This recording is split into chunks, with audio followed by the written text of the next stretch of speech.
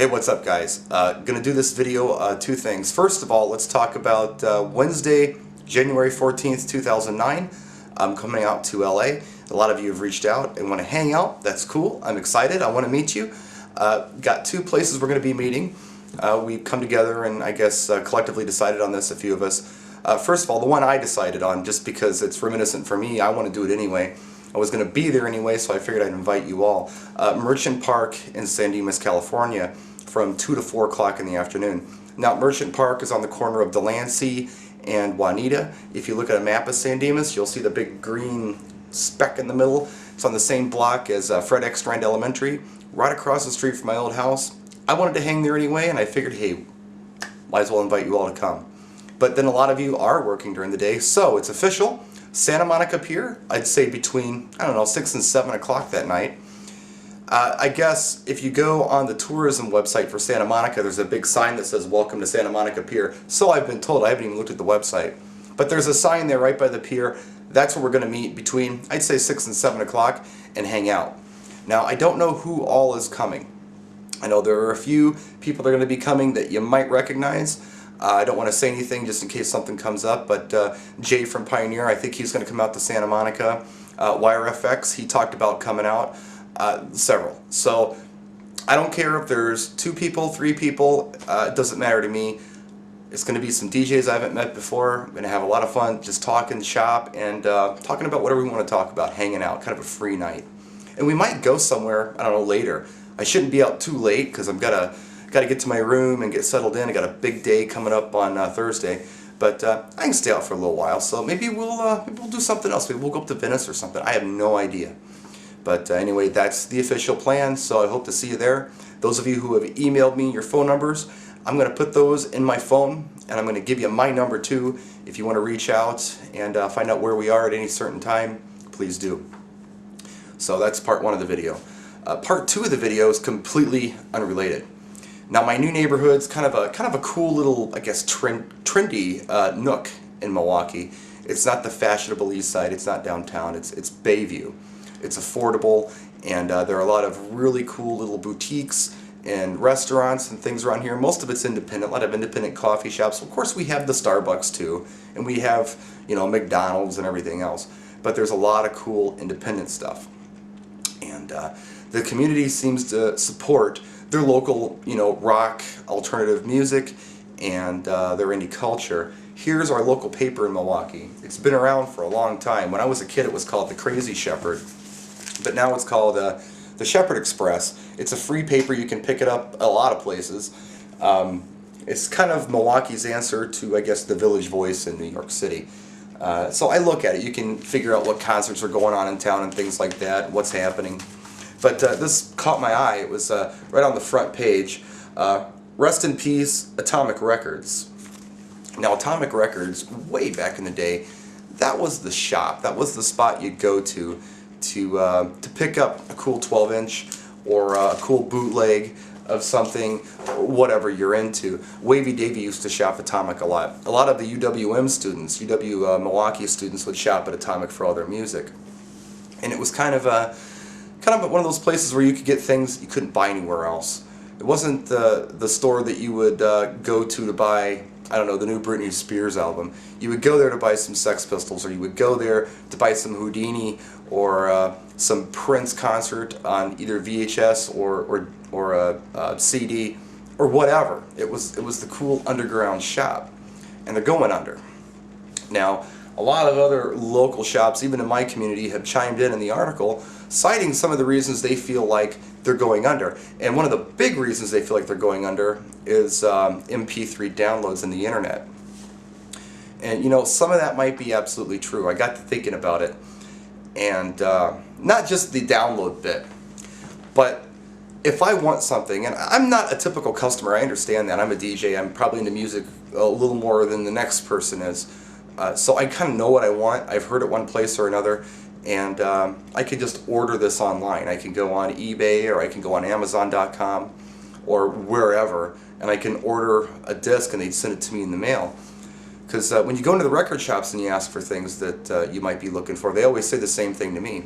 So, well, we can order it for you. And it's like, well, yeah, I can order it for me too.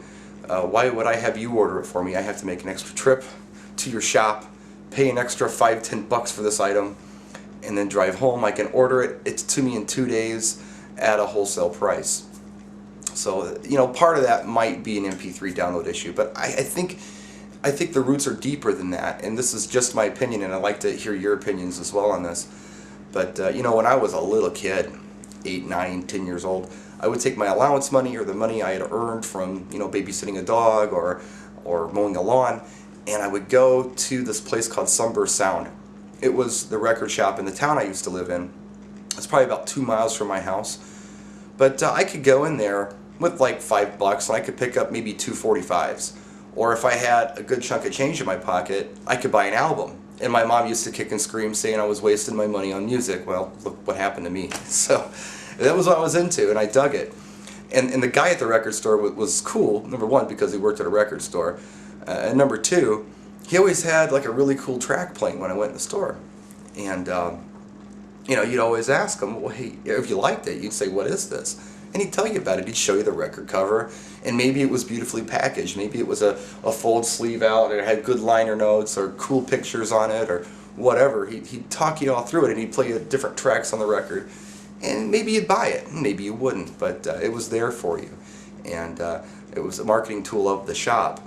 I went into a record store in New York City a couple years ago. I went into the Virgin Megastore in Union Square on 14th and Broadway, and they've got a big room in the basement, and it's more DJ dance oriented. I went in there and I was just poking around. I had no idea what I was looking for. I think I was looking for some imports, and I heard something that was really cool. They were playing. I'm like, wow, what is this?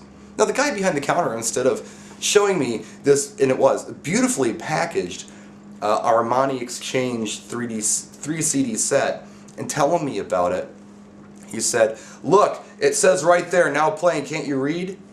I bought it anyway, but it just seems to me like if I could walk into a record store today in my town and hear something that I could handle over the sound system that wasn't Fish or the Grateful Dead or some local band that I really don't care about, no offense to local music, but I'm not interested in buying 3-chord guitar alternative rock. I'm interested in something maybe a little more funky.